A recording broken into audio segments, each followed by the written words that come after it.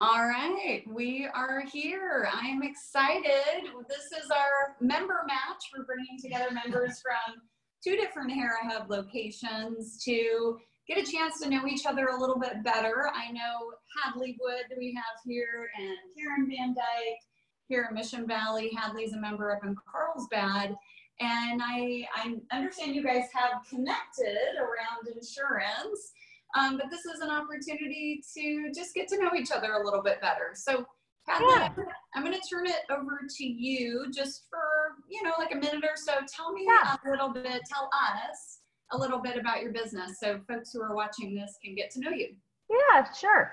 My business is H. Linwood Insurance, and I've been in the insurance industry for over 15 years, and I launched my own company in 2010. So what are we going on our 9th year with H. Linwood, and I'm a commercial insurance broker. So I only work with businesses. I don't do any life or health or personal lines. So 100% focused on the business arena. And I work with all types of business owners, everything from professionals to different types of manufacturing companies, product design, product launching, a lot of construction trades, restaurants, hotels. So a real diverse book of business and a really diverse group of clients, which is really fun.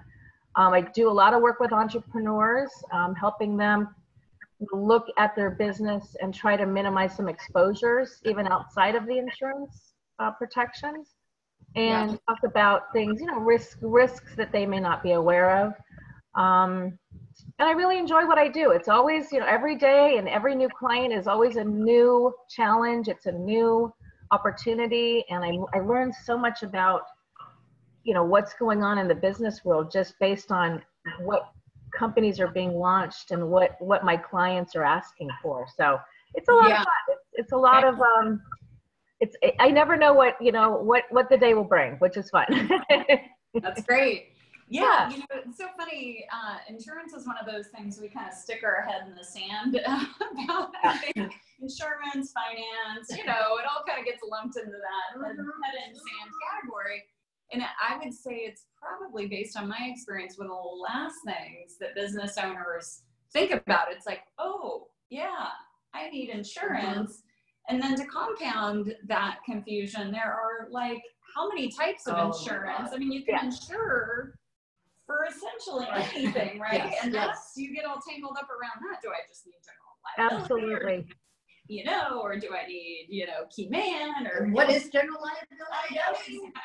Exactly. Yeah, it happens, and it's changing. I mean, the crazy thing about insurance is, as technology changes, as we need, as we work differently, there's new insurance products popping up. So it's a changing landscape, which is, you have to be on your toes. And I do a lot of reading and with the trade magazines to make sure that I know, what these next insurance products are, because it's just a changing landscape, which is a lot of fun.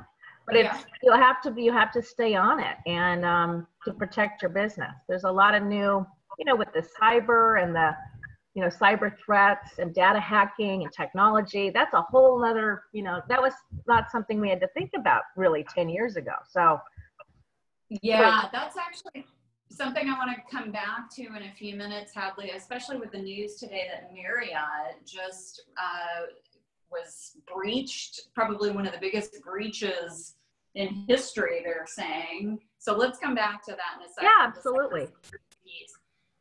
So to my left here, I have the amazing Karen Van Dyke. Oh, I'm not amazing, but thank you. And one thing, a couple things I want to point out that you two have in common. You've both been business owners for quite some time. You've both been Hera Hub members for a long time as well. Hadley, you joined right when we opened, or did you join before we opened Carlsbad? I joined before. I was at Sorrento. Yeah. That's right. Yeah. So, and then Karen, you joined before as well, right? Yeah. So we'll have to look at the records, but you two probably have both been members like six years or so. I remember meeting you way early on. Yeah. Yes. I know we go way back. And another thing we have in common is that you came from an industry before you're in this one. You came from an industry that you went, when I saw that, I went, what? The movie industry, the entertainment industry. And I came from banking to do the work that I do. It's like, where's the connection there? I know. Isn't that crazy? I mean, it's so many people, you know, I think that when they are in corporate, and I know we see this all the time in Hera Hub, corporate jobs in another industry, and they decide to change everything up and leave and start their own thing. And sometimes it's completely unrelated. Oftentimes completely unrelated. Yeah, but sometimes spurred by an event as well, yes. right? Like I experienced something in my life and I recognized the need for more support around this, and therefore I went in that direction. So Hadley, I want to come back to your experience prior to your insurance career. Yeah. But first, Karen, tell us about your business. Oh, goodness. So I have now been in business for about just going on 7 years. It'll be 7 years in February. And my business, Senior Care by Design, and we help families to navigate the housing products here in San Diego for their loved ones when they can't stay at home any longer. There are over 600 residential care homes, assisted living in San Diego. So that in of itself makes it a very daunting process. Never mind the piece of it that is the familial piece of it, where the families are saying, yes, no, I don't know, should I go, should I stay, all of those things. And that's actually, you know, the third part of the three-legged prong that I have for my company, which is Housing Solutions, Transition Resources, and the one that I love the most is relationship recovery. And that, to me, if I can bring the family back together in terms of a flow and a connection and feeling safe and peaceful, that's what I want to do. And I actually just did that yesterday with a client, and I was so happy. It's so awesome. Yeah, it's been, you know, going from banking to where I am with Senior Care by Design. It actually, I thought, well, banking is not going to help me, but you know what it did? It did, because believe it or not, people trust bankers. And so it was, you know, really that, oh, well, you must know what you're doing because, you know, you come from banking. But it's really been one of the best decisions of my life. And I think that, you know, when I started my business, I truly, here's confession time, I didn't start it with the knowledge that I would succeed. I started it with the knowledge that I'm going to try this and see how it works. And so anybody that's listening to this, when you decide to do that, just believe it. It doesn't have to be true, just believe it. Because now what I'm doing in my business is catch up. So now I'm taking my infrastructure and building it up so it creates, yes, yay. And so that it creates the ability for me to get out there more versus push around papers out and so on. So I had no infrastructure, no CRM, nothing. So this year I've been working on that, and Office of Awesome is one of the folks here at Hera Hub that I'm working with. I'm in such a great place with my business, with life, that, yeah, I'm high on it all. I love it. So Karen, I'm going to stay on that thread, and then I'm going to pass it back over to you, Hadley, in a minute to answer the same question. I appreciate that you always sing the praises of Hera Hub. Talk about what collaboration has looked like for you since joining the community. Give me some examples, and how has that helped your business? You know, there are some just moments in time where the collaboration happened. I remember sitting in, this was years ago when I was first starting, and I was sitting next to Stephanie, the Vincus. I don't know if she's a member anymore, but I'm sitting next to her trying to figure out what I was going to call my company. And here's a total stranger. Was this in a business booster? Yes.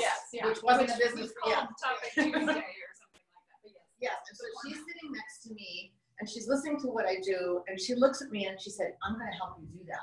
I'm like, whoa, whoa, you know. And then another time I came to a writer's lounge, and Anne McCall is doing the writer's lounge, and I'm trying to write the content for my homepage. And so I'm writing that, and I'm struggling. And she comes over and she says, "Well, show me what you have." And she takes her magic And she takes what I have and she turns it into this beautiful, like people that see that, oh, I know exactly what you're doing, who you are. Boy, you pulled me into your site. It's because of what she wrote. Yeah. You know, I had the nuts and bolts, but she put the feeling into it. She put the, why should I use you? Why should I use your business? And, you know, then I'm using Office of Awesome that I remember sitting next to Rebecca, tall brown one day, and I was pulling my hair out.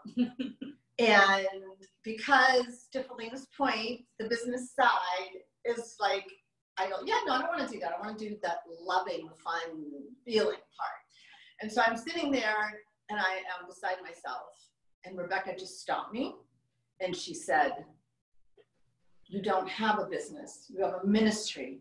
And then you have a business. In that moment, my whole world changed. It just totally changed. And I can do that.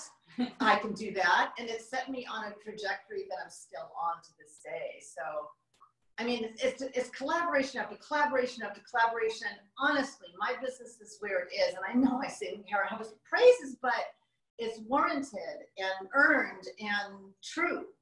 You know, so the collaborations, that part of the sisterhood, the personhood in Hera Hub is so intrinsic to the success of my business. Very much. Awesome. Thank you. That's awesome. Yeah. So Hadley, I'll pass it over to you. The two questions are just any collaborations within the community or where you've received support from other members you want to highlight. And I also want to go back to Karen told me, and I didn't even know this, that you have a background in entertainment. So, so whichever one you want to tackle first. Yeah, well, I'll touch on the collaboration because Karen, you talked about it so eloquently, and I 100% agree. I've been in meetings over there and just thrown something out, you know, that I was challenged with, and there's always somebody. I mean, just the combination of different resources and people's backgrounds and their expertise, and everyone's so willing to come, you know, basically come to you with ideas and, you know, brainwash sessions. And it's just a really wonderful feeling to know that whatever challenge I've had with my business, I've been able to reach out to the group, and there's always either a member or a number of members that are willing to help and have specific expertise in that area that I'm challenged with. And I just think that just that as a resource, as a you know, a business person who, especially, you know, for me, I work from home. I wear a lot of hats. I need to, you know, have the community support to help me with a lot of things, and just knowing that it's there has really helped me get through a lot of different challenges in my business. So I love Hera Hub. All the people on a personal level too. Everybody is so supportive. You know, when I was going through some personal challenges this year, it was really amazing the support I got from a lot of the members. So it's just a wonderful thing, Felena, and that's why I think maybe Karen and I have been members for so long. There you have it. Yeah, you touched on something, Hadley, that I think is really important to just emphasize, which is the feeling of not being alone, not doing it alone. You know, when you work for yourself and oftentimes by yourself, you know, you may have an assistant or contractors or whatnot, but by and large, it's, you know, it's me, myself, and I. And when you are working at home, you know, just that, like, the feeling of isolation and not having, you know, that opportunity to bounce ideas off of people and just feeling alone, I guess. Mm-hmm. Exactly. And that can be really hard when you're dealing with, you're by yourself working. You feel like you're working on your business and in your business by yourself. And it's just nice to know, even if I'm not physically over there, even at the Hera Hub location, I know that there's a community I can reach out to online. I've made a lot of clients from Hera Hub. I also have a lot of wonderful resources and friends. So it's a wonderful group. It's just a wonderful feeling to know that it's there. Awesome, thank you. Well, let's go to the entertainment background. So the entertainment, let's see, I actually, when I When I was out, starting college, I wanted to be, my goal was to be a photojournalist. I really wanted to travel the world, take pictures and write. So I studied journalism and film in college, undergraduate, and ended up getting into documentary filmmaking after college, which led to, which is very, it was very tough. It's, tough to be a documentary filmmaker. There's no money. It's very challenging. I was young, I was broke. And I ended up taking work, kind of what people say is, you sort of go to the other side and go into the commercial side of film. And I ended up moving up to Los Angeles and working in talent management for a while, and then production, and worked my way through. I was up there for 13 years and did everything from production to, like I said, talent to editing and post-production. And then finally, sales and distribution, international distribution for the studio, MGM. So it was a wonderful ride. I'm glad I did it when I was young. It was exhausting. The hours, terrible. I began to see my health suffer quite a bit. I had a lot, I was working 60, 70 hours a week, absolute anxiety all the time. And it's not a place for as you're getting older. When I left, I was in my early 30s, and you start to just, you can't take that much of that anxiety and that pace for that long. So ended up moving back down to San Diego, really did not know what I was going to do. Knew what I was doing didn't translate down here. So I had to think creatively and just had no idea what I was, going to get into. I fell into insurance by chance and joined a little tiny brokerage here in Carlsbad Village, just to basically get some work. And I found that I really enjoyed it. And that was in 2003. So I've stuck with it. I love it now. And but it's completely different from the entertainment side. But I'm glad I had that experience. I mean, that did give me a lot of experience working with different types of people. It gave me, a lot of, obviously all of us coming from different backgrounds, I think our background and whatever we did is going to play into what we're doing now and in business. So I've been able to capitalize and use the knowledge that I learned there and then that industry and translate it over to what I'm doing now. Which is great, which is what we all have to do, right? So yeah, exactly. Always evolving. Yeah. So Hadley, I'm going to ask you a question, and then I'm going to kind of tee this up for Karen to think about while you're answering. Okay. I want to go back to this cybersecurity issue. So as small business owners, and I'm going to ask you similar kind of tips, within your industry, as small business owners, what do we need to be thinking about as we want to protect ourselves against breaches, right? I'm not asking you technically how do we protect ourselves, but from an insurance perspective, what's available on the market? Well, there's different types of cyber product. Okay, data breach liability product. Okay, we'll put it all under cyber liability, but there's different types of cyber product depending upon what your industry is. Now, if you are somebody that, say, is in the banking industry, Karen, obviously you're collecting a lot of information on your clients. You're saving that in databases. That would be critical, obviously, to have a really strong cyber liability package. Anybody in the mortgage industry would want to have that. But people, and also in people in even advertising and marketing, because if you are collecting information on your clients and you're doing any kind of mass, say, mailings, even direct mail or even digital marketing, you may have people's emails all saved, and you've got files and databases that are potentially could be breached. And so it's becoming much more of a viable product for even smaller businesses that like I said, 5-10 years ago didn't have to think about it, are now looking at it. And there's different levels of cyber liability. So, for, say, financial companies, it could be a fairly costly form of insurance, but it's definitely necessary. For someone that is, maybe not at that, you're not collecting that type of data, it's going to be much more reasonable. But there are, thousands of carriers out there in the insurance world, and different types of policies will offer different types of coverage. So that's kind of a question I think people need to ask if they're looking at it. It's not a broad stroke of one policy for every type of industry.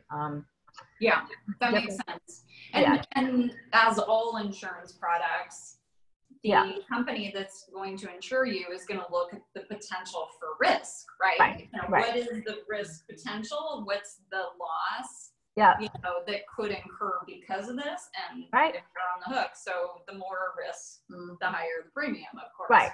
Exactly.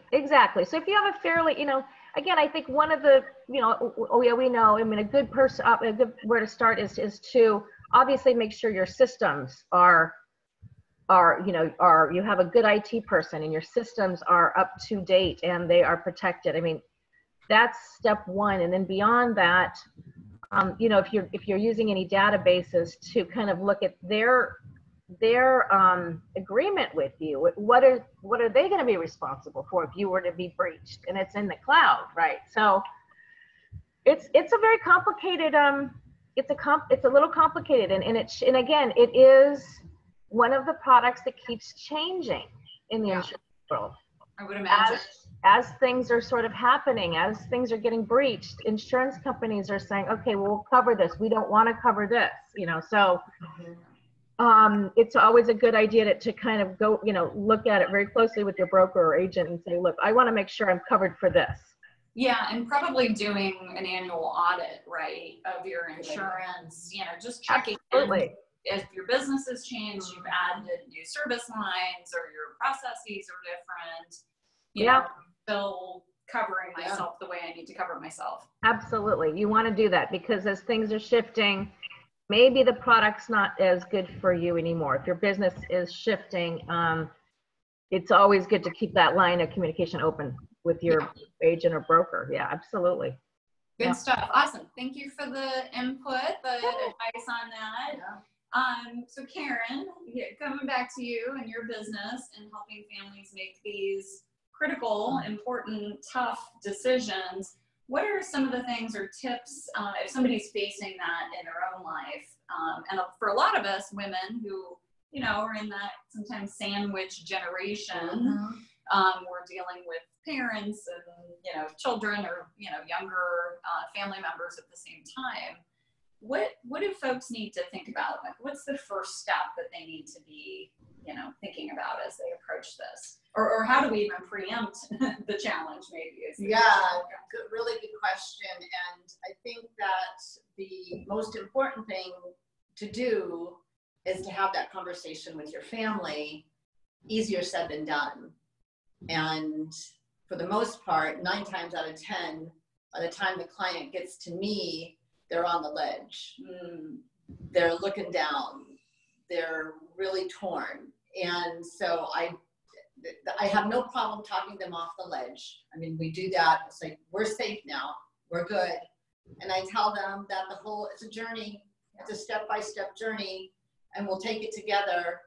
And I need your commitment that you'll take it with me with grace and ease. And so it's about taking people from that heightened state and bringing them and grounding them to a place where they can make these important decisions, because you never want to make those kinds of decisions in a crisis, in a chaos situation. And there are people that do. And when you make the decision in that kind of situation, your choices are limited. Yes. And who wants to have limited choices? No. So, the first thing I would say to families, and by the way, 61% of the caregivers and the folks out there that are caring for are women. So they're the highest population of so just imagine 60 million of us out there in this country, in the US, and for the next 3 days, we're not going to be caregivers. Talk about chaos and craziness in the insurance industry and the health industry, because it would come crashing down. Yeah, absolutely. So it's always about being prepared, There's something about that that people don't do. Yeah. You know, you're make sure that, because, you know, back to, I need to be able to access the information for my parents, right? So that's that cyber thing. That's that liability thing. I need to, so if you don't have the power of attorney for your health care, for finance, you're not going to be able to talk to a lot of people. They won't, they don't, right? Because they're not legally able to do that unless you have that. So it's really back to, you've got to get those basics. And people think, well, I have to do my whole will and my whole trust. No, just get those power of attorneys done. Yeah, get those done first. We can add on the rest later, but get that power of attorney done first, and maybe the advanced healthcare directive and physician's orders for life-sustaining treatment, which is a lot to talk about, but those are the things that need to get in place first so that you're prepared as a caregiver. Yeah. You know, I was a caregiver for 10 years and stepped into the caregiving world from banking, knew nothing, and learned a lot along the way. But that's one of the reasons why I can, with my clients, say, okay, we're all going to be okay. Yeah. That's where we start. Yeah. We're all going to be okay. Not only are we going to be okay, we're going to be better. Yeah. So, you know, you have to come to that place in order to step into a system that's quite honestly broken. Yeah, absolutely. Yeah. I think it's so interesting because as I'm hearing you both talk, you're both in the business of preparation, right? Yeah. I mean, so preparing for what's to come, right? And protecting yourself against either really very difficult conversations or, in Hadley's case, potential catastrophe, which could be catastrophe on both sides of it. It's really, really interesting. So this might sound like a dumb question, Karen, but thinking about just even for myself and as my parents age, luckily they're both really healthy and they're actually quite young because they had me young. So I hopefully don't need to worry about this for another 20 years.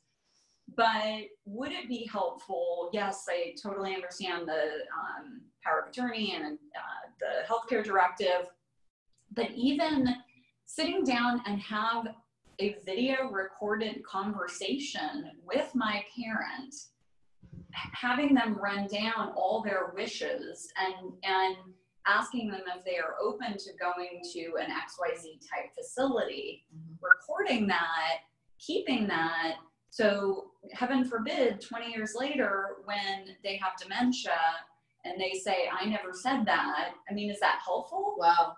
That's a really interesting idea.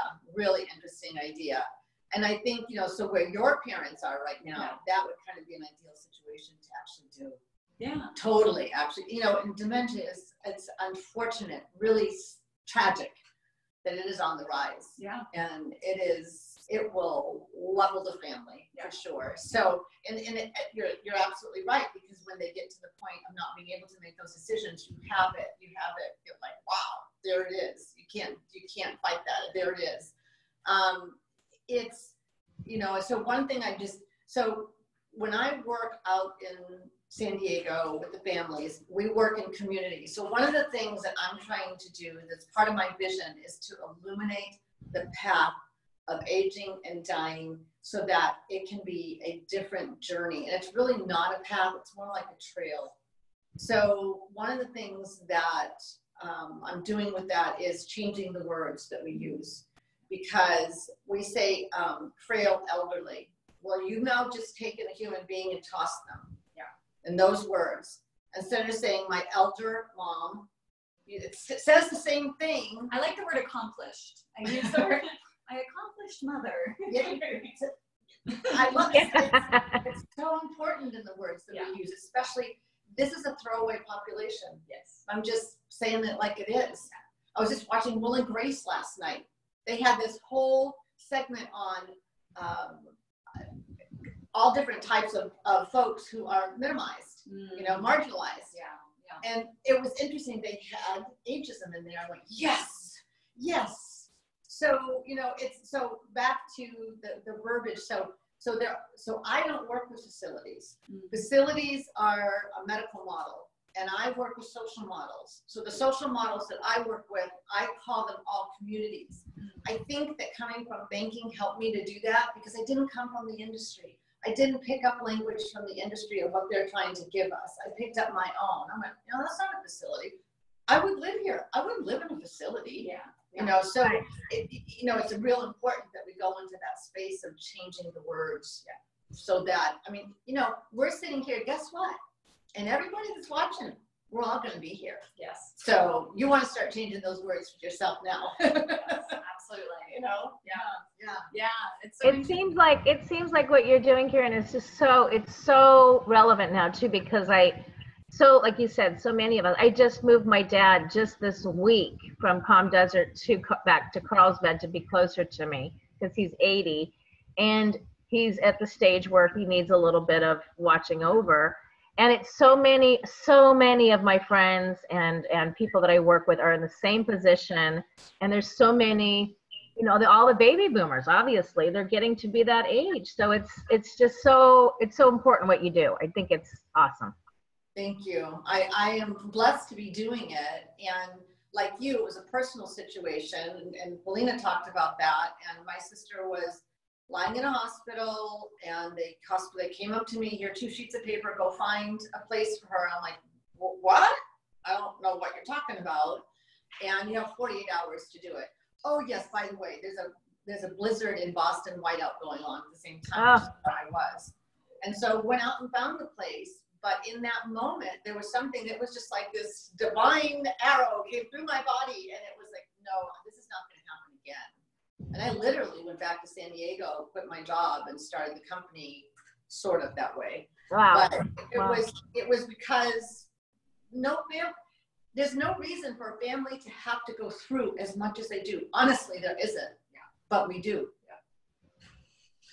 Yeah, absolutely. Well, for my 2 awesome ladies in the business of preparation. Yes. That's right. That's right. Yeah. I'm just kidding. Yeah. Love it. Awesome. Yes. Well, I'm going to sign us off here. I'm so excited. Thank you so much for your time, but I'm glad to reconnect the 2 of you, and we'll be sharing this story on our location blog and on our social channels and all that kind of good stuff. So we should have that out shortly. Awesome. Thank you again for your time. Appreciate it. Wonderful. Thank you, guys. Thank you, Felena. Bye, Karen. Take care. Bye-bye. Bye-bye.